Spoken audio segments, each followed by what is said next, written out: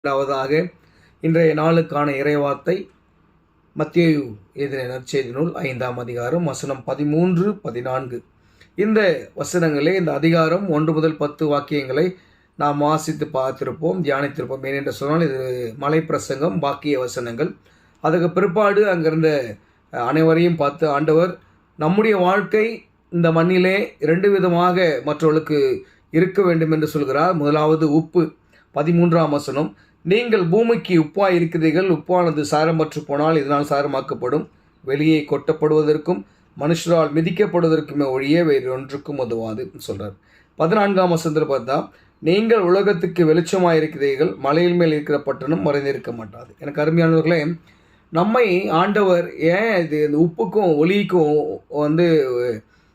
நம்முடைய வாழ்வை ஒப்பு கொடுக்குறான்னு சொன்னால், சமமாக பேசுகிறேன்னு சொன்னால், உப்பானது இன்றைக்கி நம்ம எப்பேற்பட்ட பெரிய சமையல்காரராக இருந்தாலும் பெரிய குக்காக இருந்தாலும் சரி, நம்ம சமைச்ச சாப்பாடு இல்லை, உப்பு இல்லைன்னு சொன்னால் அது ஒன்றுத்துக்குமே உதவாது.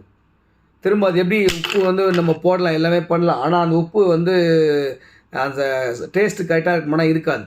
அதே மாதிரி தான் இருளில் நம்ம என்ன தான் நம்ம பகலில் கூட இருந்தாலும் சொல்லும், ஒரு சில விஷயங்கள் நம்ம லைட் போட்டு தான் பகலில் என்ன பண்ணுவோம், அந்த ஒளியில் தான் நம்ம அந்த பொருட்களை தேடுவோம். அப்படி தேடும்போது தான் நமக்கு தேவையான பொருட்கள் கிடைக்கும். அப்படி தான் ஆண்டவர் சொல்கிறாரு, இந்த சமுதாயத்தில் கிறிஸ்தவர்களாகிய நாம் உப்பாக இருக்கிறோம். எப்படின்னா சொன்னால், நம்முடைய வாழ்க்கை பிறருக்கு என்ன பண்ணுமா, ருசி உள்ளதாக இருக்கணும்.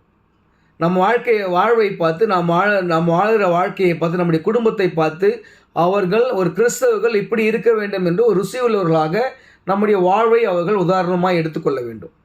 ரெண்டாவது ஒளியின் பிள்ளைகள். ஒளியின் பிள்ளைகள் என்னன்னு சொன்னால், நாம் எல்லா விதத்திலும் எப்படி மற்றவர்களுக்கு ஒளியாக இருக்கிறோம், இப்படி தான் வாழணும், இப்படி இருக்கணும், அவங்கள மாதிரி இருக்கணும், எல்லா விதத்திலும் முதலாவது கடவுளுடைய ராஜ்யத்தை தேடுறாங்க அப்படின்னு நம்முடைய வாழ்க்கை ஒளிக்கு, அதாவது மற்றவருடைய வாழ்க்கையை பிரகாசிப்பதற்கான ஒரு ஒளியாக நம்முடைய வாழ்க்கை இருக்க வேண்டும்.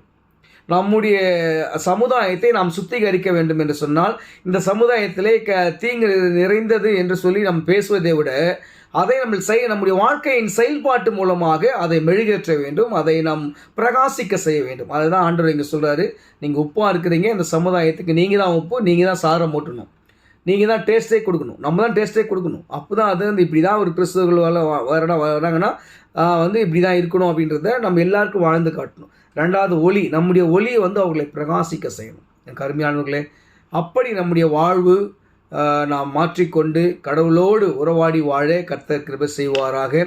ஆமென்.